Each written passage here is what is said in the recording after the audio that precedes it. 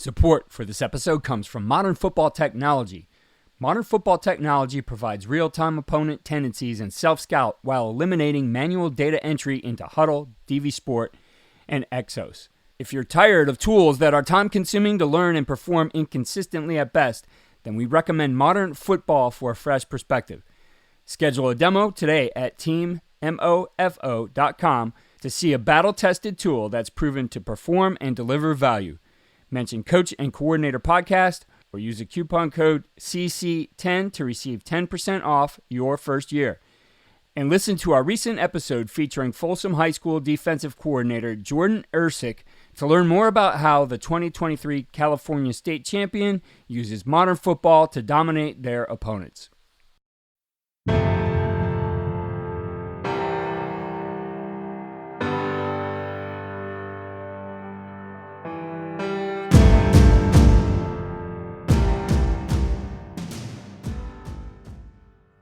The idea of growth mindset is understanding, and I think the biggest part of it is this bullet point: mistakes and failures are a good thing. Because when you make a mistake or you have a failure, that means that you have an opportunity to learn from that mistake or that failure to make sure that it doesn't happen again. Now, that's where the challenging part arises, because we live in a society right now with kids that have social media where this idea of perfection and success are constantly on their eyes when they scroll down their timeline, because no one's out there posting the bad stuff. No one's posting the drill where they mess up or the picture where they don't look good. So these kids have this idea of perfection in their mind, and that failing doesn't happen to most people that have success.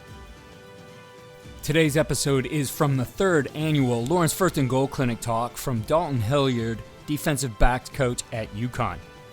Dalton Hilliard joined Jim Mora's staff as the defensive backs coach after spending the 2021 season as the secondary coach at Arkansas State. Coach Hilliard worked as a defensive graduate assistant at UCLA while Mora was the head coach there, and then served on Chip Kelly's staff in 2018 as a defensive and special teams analyst. Prior to his time at UCLA, he spent a year as the defensive backs coach and special teams coordinator at the high school level in Hawaii. In this portion of his talk titled DB Culture, Classroom, and Technique, Coach Hilliard shares how he implements a growth mindset and builds the culture with his position. He also details how he utilizes the classroom technology and content to build culture, leadership, communication, and football intelligence with his players.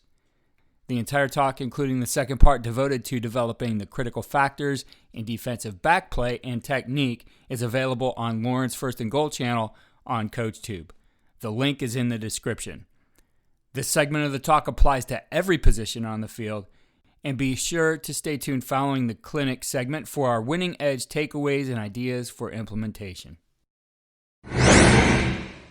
What you see on tape is a direct reflection of what you teach and how you teach. Video is important, but if you don't teach well, you're not going to like what you see on your video. First Down Playbook has been helping coaches teach better for 13 years. It allows you to present installs, playbooks, and practice cards in half the time with NFL quality. Coaching tools like video pairing, a player app, practice schedules, and wristband sheets have made First Down Playbook a program management system with everything in one place. If you're in a position of leadership with your football program, receive a free 1-week look at First Down Playbook. Call them at 512-814-6158 or visit them on their website or social media.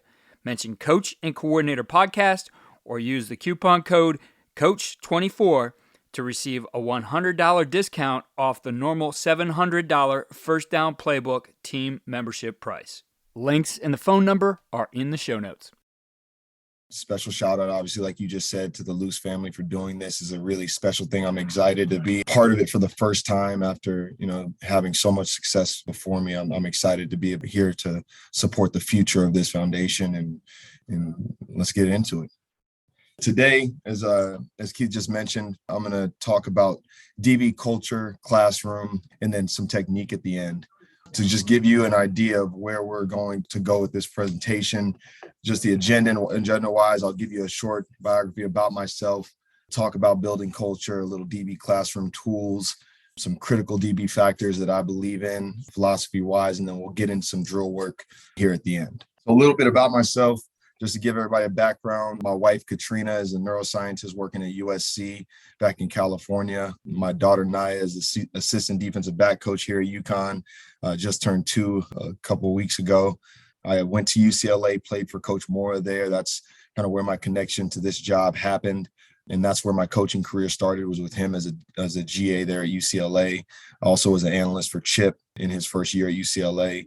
Then went to UT Martin with Jason Simpson and Chris Polizzi. Had a great time, 2 years there, learning a little bit about myself, and then had the opportunity and was blessed with the opportunity to coach with Butch Jones and his staff at Arkansas State last year. And I'm going into year 2 here with Coach Mora here at UConn, trying to do great things here at this prestigious university.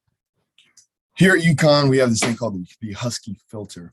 So it's these 5 things that we look for in a football player, and I'd be remiss if I didn't mention UConn in this, and our culture as a whole and as a program, understanding that character, accountability, team ego, toughness, and competitive greatness.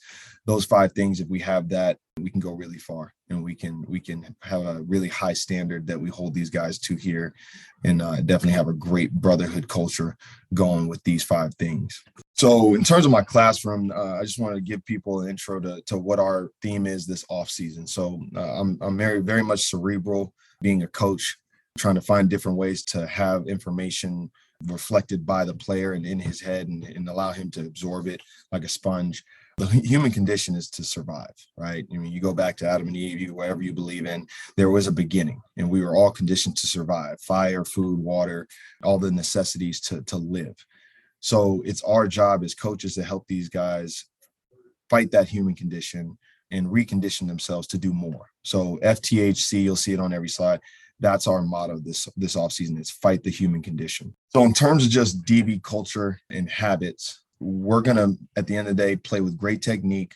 We're going to build a culture of competition within the room. We're going to have attention to detail. We're going to develop an edge to our lifestyle and to our character. And then at the end of the day, we're going to win the lifestyle battle, which encompasses everything from community to academics to weight room training, and then obviously practice and so on and so forth. This is a phrase that I use just to kind of give you guys another one of those classic coach talk, phrases. I read a book by a guy named Tim Grover, who is the mental coach for Michael Jordan and Kobe, called Relentless, and then the other one's called Winning. And he talked about expectations, responsibility, and reward, and that being an equation. And when you have a minimal expectation for yourself and minimal responsibility, the rewards are therefore minimal. So I want to make sure our guys understand the standard is maximum expectation, maximum responsibility, and maximum reward will then be reaped if we follow that equation. And it's simple as that. Culture, at the end of the day, I tell the guys, it's dynamic. It's not static, right? Every person in our room, in our program, is going to create the culture by what they think, what they say, and then obviously what they do. So to say culture is this and it's always one way, or it's always performed in one facet, no. Every day you wake up, everything you do from the moment you open your eyes to the moment you lay your head down on that pillow is creating the culture, and either helping it progress in the right direction, or it's helping it digress and obviously hurting the culture for our program. So how do you build that? It's as simple as these 3 things.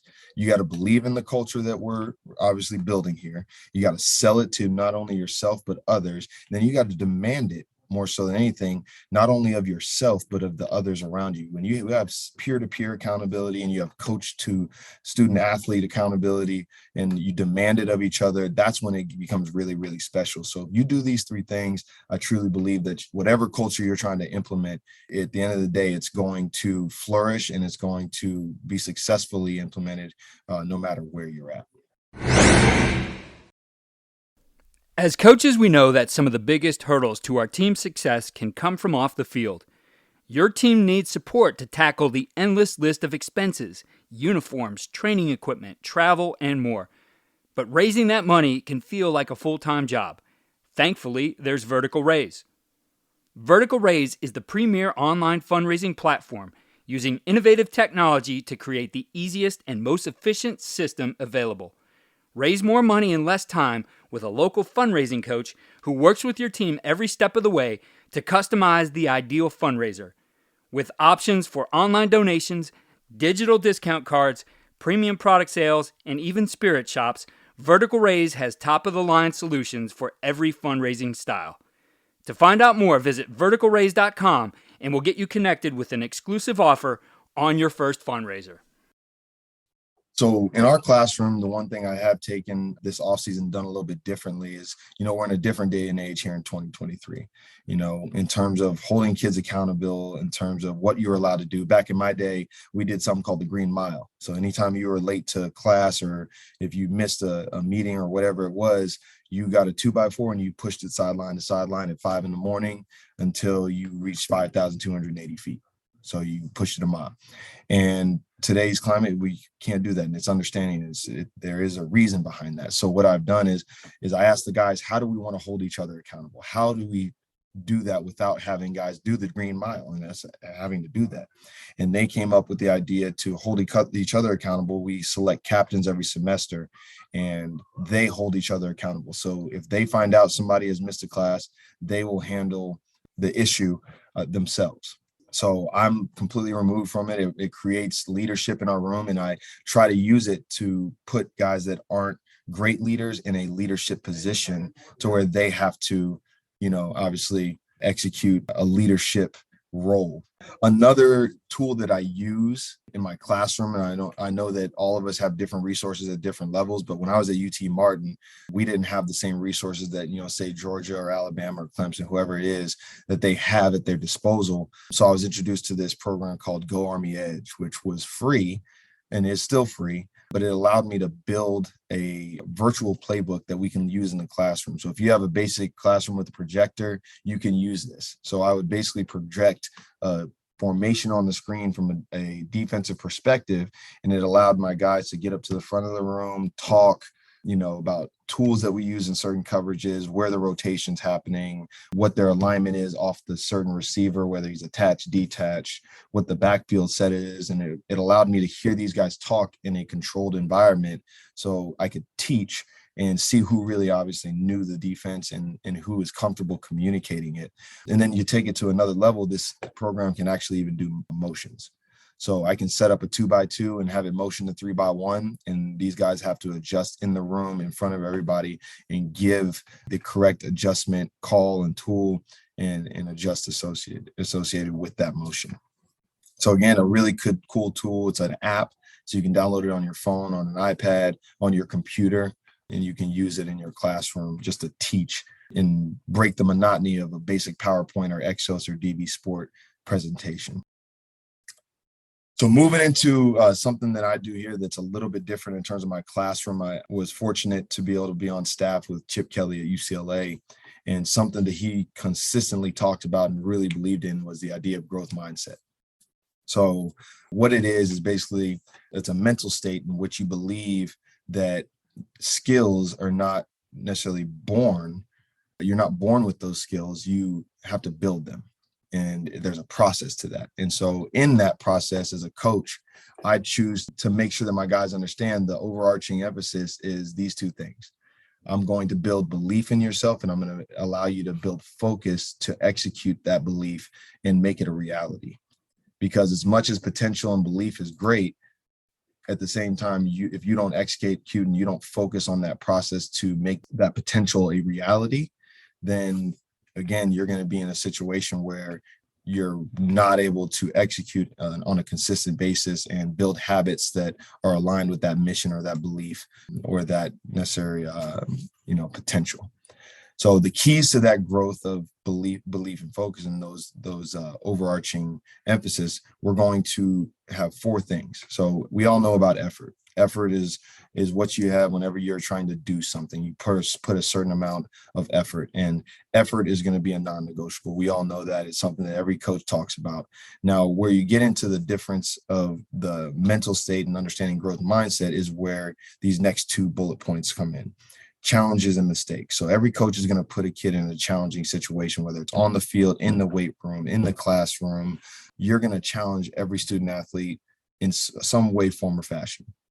Now, When that challenge is met, it's great. It's every kid is excited. Hey, I met the challenge. I did great. Cool. But the mistakes and the failures is where this growth mindset separates a lot of guys. Because especially in my position as a defensive back coach, I know that we're in a critical position. If a defensive lineman pops a gap, a linebacker can make them right. If a linebacker misfits off the edge, the safety can fit off his coverage and obviously make him right. If a DB messes up in the back end, there is no position that is behind us that makes us right. So we are in a critical position. So when we make a mistake, it is critical. So we have to limit those mistakes. Now, mistakes are going to happen. And as you can see here on this chart, the idea of growth mindset is understanding. And I think the biggest part of it is this bullet point: mistakes and failures are a good thing. Because when you make a mistake or a failure, or you have a failure, that means that you have an opportunity, again, to learn from that mistake or that failure to make sure that it doesn't happen again. Now, that's where the challenging part arises, because we live in a society right now with kids that have social media where this idea of perfection and success are constantly on their eyes when they scroll down their timeline or their feed or whatever it is, because no one's out there posting the bad stuff. No one's posting the drill where they mess up or the picture where they don't look good. So these kids have this idea of perfection in their mind, and that failing doesn't happen to most people that have success. And so I have to restructure or recalibrate, like we talked about, their human condition of, oh, failure is a bad thing or mistakes are a bad thing. Mistakes and failure can be a good thing if you decide to use that failure or that mistake to grow and to then be successful the next time that you're put in that same position. So that's the first thing, is that I truly believe in this process, that the mistakes have to be seen as opportunities. Okay. And then the last thing is obviously the feedback. And that's where trust comes into effect. You have to build the trust with your student athlete to understand that when you are criticizing them or you're being critical of something they did wrong, or even that they did well, they have to understand that you are attempting to make them better, and that you're doing it out of love and out of sacrifice, that you don't want them to just be who they are. You want them to be who they can be. And so that's the biggest thing. And this mental development doesn't just happen on this chart. We don't just talk about this chart and then that's the end of it. So what I've done is I built this off-season program that we do here at UConn called the FBI Packet. So it's football intelligence. Okay. So we do talk about football, right? You see here, backfield sets, formations, personnels, motions, right? We talk about all that basic stuff that you can find anywhere at any university, any program. They're going to be talking about the intricacies of playing football and the details of playing football. But what I've done is I've taken the opportunity, obviously in this off season where you have a little bit more time, to talk about things like how to make lasting change in your life, like sleeping and learning, taking action, how to overcome fear. My favorite one is this one right here called the Pygmalion effect, which is basically this idea where two groups of rats were trained by two different groups of people. One group of rats had a sign in front of it that said smart rats. The other one had a sign in front of it that said dumb rats. And the two groups had a week and a half, 2 weeks to train these rats. And once these rats are trained, they were going to be put in a maze, and they were going to see which group did best at solving the maze and getting through it the fastest. And so, well, obviously, as you can imagine, what ended up happening is the group that had the rats that were labeled smart rats obviously were more successful than the group that had the rats that were labeled dumb rats. So it's about how you view yourself and how you treat yourself on a daily basis. Do you treat yourself like you're a Division I football player, or that you're a first round draft pick, or do you just treat yourself as you are? So I always tell my guys, I'm going to treat them as they can be, because that's what I want them to become. I'm not going to treat them as they are. I want them to develop. I want them to be a better version of themselves, both on and off the field, when they leave UConn, right? This university is about development. It's about a high standard, and it's about family. And so we can get this communicated over through this growth mindset packet in these podcasts that the guys can listen to on the way to class. It's just another learning tool that I think is critical from a development standpoint in the classroom. So I hope that somebody can grab onto it. Obviously, the website is right here at the top. It's called trainugly.com. I would check it out if you're looking for another developmental tool to help you do something a little bit different that I think a lot of other coaches may not be doing.